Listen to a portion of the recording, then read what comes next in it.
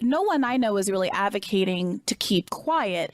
It's a third tactical option that's being offered, which is to say, in the same way that voting blocs like unions have been able to coordinate masses of voters and deliver them to politicians in return for certain promises, that some portion of progressives, be they leftist, former Sanders supporters, young people, Black Lives Matter protesters, whatever collective group there is.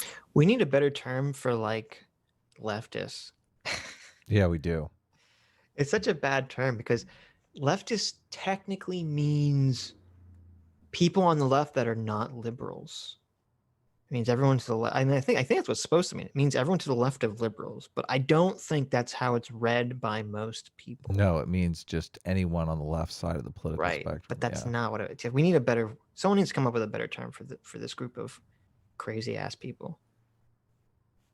Could condition one's vote for Biden against Trump on Joe Biden delivering some goods the same way, yes, the Sunrise Movement did. Now let's take that position. Suppose you're one of these people. Do you? It's so funny because he's like, suppose you're one of these people. Bitch, we all know what's going on here. We all know you're one of these people, okay? Well, I agree in politics is transactional. It's funny that people are finally waking up to this. I was watching something just the other day, some black gentleman responding to that P. Diddy came out and is trying to found his own black party. And they were responding to this and having a conversation about the transactional nature of politics. You know, the Democrats are not making promises to us, and they're not keeping those promises. So I'm all in favor of that. I think that's how politics works. You either accept it or you just live in denial. I agree. Yeah, I agree with that. I think the problem with a lot of the quote unquote black issues, I hate to phrase it that way, but that's what we're talking about, is that it seemed like the country was going in a very positive direction. And it seemed like race issues were going in a positive direction. They were just going in a direction slowly, but I think that's the only way they can go. I think it's a slow change. But now with all the critical race theory and the way race issues are framed today, it's like, oh, people are expecting like someone to be president or something, and they're just going to snap their fingers and suddenly, like, you know, wealth inequality between blacks and whites, it's going to magically just in like a day just somehow even out. And you're like, no, this is something that's going to take like generations to overcome. Yeah, definitely. I mean, we've attempted to overcome it through affirmative action, but it just hasn't worked. I mean, that was the goal of affirmative action, right? Right. November 3rd. Conditioned on whatever terms. Not conditioned. Suppose that your demands were not met. Would you vote against Trump? Then no. There's no persuasive value. There's no leverage if the vote is unconditional. You wouldn't vote against Trump. No, in this scenario, yeah. Right. Chomsky's totally dying inside here. He's like, Chomsky just hates Trump. You can tell he hates Trump. We got to look up some good stuff on Chomsky getting triggered on Trump. Yeah. But it's funny. Well, what his point is that, like, he's like, well, your threat is is a hollow threat. It's an empty threat because you can't go through with it. That's what he's saying. Right. Well, but seriously, I mean, this came up. I don't know if you saw the thing with Ice Cube, but Ice Cube basically got some heat because he came up with another 13-point plan for the black community, and he reached out to both campaigns, and the Democrats said, we'll talk to you after the election. And the Republicans said, let's talk. What do you got? What ideas do you got? We're here to wheel and deal. We need black votes. What do you want? This is the transactional nature of politics. But when politics becomes ideological, you literally can only go to one party. And guess what happens when you can only go to one party? They can string you along for fucking ever. Like, until you can go to the car dealership across the street and buy a car, you're stuck. You're paying whatever they want to charge you. Yep. But see, that was what was interesting, because people have been making the issue that the Republicans should be like, the Republicans kind of fucked themselves on a lot of the immigration issue. because they could be poaching a lot of traditional conservative value Hispanic people from South America and Central America. Well, they And are. yet they don't. They do, though. What do you the numbers? Trump's numbers with Latino voters is off the charts because Latino voters are not in favor of Okay, illegal when you say immigration. off the charts, that's not for accurate. They're higher. for a Republican, obviously. They're higher than Mitt Romney's. Okay, but Right. the Democrats still have a huge, overwhelming majority of them. They're off the charts. Okay, You don't it's like not off my the you don't like charts. my No. hyperbolia? My I don't like hyperbolia? it. No, don't like it. Which means you would have Trump win, because not voting for one candidate, not voting for Biden, is equivalent to putting Trump one vote ahead. So your choice is, okay, if they don't do what I want, I'll essentially vote for Trump. I'll put Trump ahead. Hey, Chomsky, here's another option. Go to Trump. What? Ask Yeah, Trump. yeah, you think? Say, You Trump, think? we need some climate change stuff. What? How do you feel about solar panels? That's a wise decision.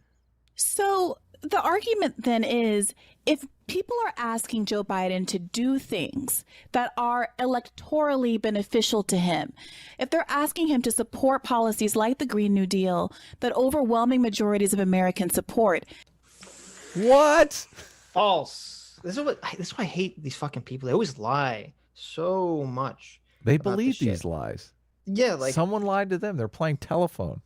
they're like, why? I don't understand. This is where they have like these crazy conspiracy mindsets. They say, because they trick themselves. They say, America overwhelmingly supports the Green New Deal and supports Bernie Sanders and supports our like leftist communist policies and all this other shit. And it's like, no, none of this is true. Because what happens is there's some poll that says like, do you support the Green New Deal? And someone says yes, and they don't know like what the fuck that means. They go, it's green, it's in a new deal. That sounds great. And then if you keep looking at the poll, they then ask them like specific policies that are in the poll, and everyone says no. It was the same thing with healthcare. Like they did. Everyone's like, oh, everyone's in favor of like Universal healthcare. Universal healthcare, and then the Bernie people say, see, this shows that everyone should support us. But then when they specifically ask, well, do you support the Bernie's plan to make private healthcare illegal, or do you support Biden's plan to make public option available but private still available? And it's like 90% support Joe Biden's plan, and They only do. like 50% or 60% of Democrats will support Bernie Sanders' plan. So there's like this huge difference, and they fucking, it's just so dishonest. They never acknowledge it. Well, Biden has the problem of he might have a slip and fall as he delivers his plan to the Congress. So we got to take into account, he could break a hip. But this is what leads them down this path, because since they're operating under this faulty view, since these people have literally, maybe they're not being dishonest in that. I think Gray believes this. She's cognitively dissonance tricked herself into believing this. And so the only alternative available to her is that, therefore, there must be a conspiracy in the DNC, in the mainstream, the capitalist conspiracy by the rich elites to prevent, all the people from getting the things they want. Yeah, that's exactly what's going on. That's why it's so fun to watch. Bipartisan majorities of Americans. And yet he still declines to adopt said policies. Yes, he moved someone on the Green New Deal. He went from a $1.7 trillion plan over 10 years to a $2 trillion plan over 4 years, and that is meaningful. Of course, it pales in comparison to the level of investment that many climate scientists. $2 trillion in batteries in landfills. How does that make you feel, Sitch? I know. So I'm looking right now. There's a poll by Washington Post. So obviously, on the left. And it says 20% of Americans said they support the Green New Deal. 20%. 20%. Yeah, 20%. 1 in 5. Yeah. 20% said they oppose it. So Oh my this is God. basically a wash. And 59% said they haven't had enough. They haven't heard enough to form an opinion. Overwhelming support. Listen to that. Yeah, overwhelming support. So everyone that's heard about it is split. I mean, that could Yeah. just be, I mean, that's like a coin toss. So I don't know I don't know what numbers she's polling from when she claims that there's this overwhelming support. I'm just trying to make it true. Oh, okay. Here, maybe she's talking about this. It said like something like there's some different poll that said like 60% of millennials support it. So Oh, okay, there you go. overwhelming support from Overwhelming millennials. support from the people that are the lowest voting turnout. Okay. Yeah, that's not how politics works. Yes. Scientists absolutely necessary for us to meet the UN IPCC goals to actually getting where we need to be in terms of degrees Celsius change. All of this is common ground, but it's missing the point. Mm-hmm. The question is, what are you intending to do on November 3rd? If you say, and you mean what you're saying, if you don't Mm-hmm. vote, put Medicare for all on your program, I'm going to give a vote to Trump. If that's what you mean, say it, okay? Mm-hmm. And then what you're saying, You can feel it because it's so funny because Chomsky can feel like that they're not speaking honestly.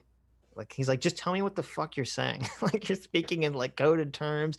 You're trying to softball it. You know, you're trying to be like smoother. Just tell me what the fuck you're saying. Tell me what you want, lady. Yeah. is if I don't get what I want, I'm going to help the worst possible candidate into office. I think that's crazy. Well, what is the consequence? What are the long-term consequences of everybody on the broad left, Democrats? He kind of fucked up here because what he should have done is the first thing he said. He should have established. He should have had them on record say, "Do you believe in climate change and do you think it's like an existential threat?" You have to solidify. I If know, that's the yeah, basis yeah. of his argument. You have to solidify that point immediately because then it's harder for them to kind of like play this dance game that they're playing. Yeah, they don't believe it. I'm on the. You don't think they do? No, I don't think they believe it's an existential threat. I think they tell themselves that, but I don't think they honestly believe it. I disagree. I don't know. What are you basing that off of? If you believed something like that, you wouldn't have the kind of voter turnout that you have. Like people would show No, up. I mean these two people specifically. Well, she's talking about voting third party. I got. Yeah, but that again, so you're falling into the trap of assuming that they're functioning and making decisions based on rational thought. Well, no, I'm assuming, like everyone, that they're irrational, thinking irrationally. Yes. Right. But I understand how fear works. Like I've had fear of existential threats. They do drive behavior. Like you can't help yourself when you're literally afraid of something. Right. Existentially, you know, when you're right. So they're not acting as if this is an existential threat. They're not behaving in that way whatsoever. So I think what I would say is that I'm assuming that these people logically, rationally, if you ask them, they'll say my brain believes climate change is an existential threat, but they don't feel the fear you're talking about. They don't have this strong, overwhelming emotional fear of climate change. Instead, all their emotions are focused on like systemic racism and Well, blah. I do think though their behavior is in line with their fear of like police brutality against blacks. No, 100%. Yeah. So all I'm saying is that fear that you would see tangible behavior affect that fear, regardless of what they say, is not anywhere near the issue of climate change. No, exactly, and that's what's so hilarious because it's like, your risk of being an unarmed person killed by the police is like less than is lower than climate change. Yes. Yeah, it's like I think you're more likely to be killed by like a dog. Yeah. Than you are like be unarmed and shot by the police or something. Right. Like, So, but yeah, this is humans have a very bad capacity for discerning, figuring out what is a problem in their life for focusing on the right things. Humans have a very bad ability to do that.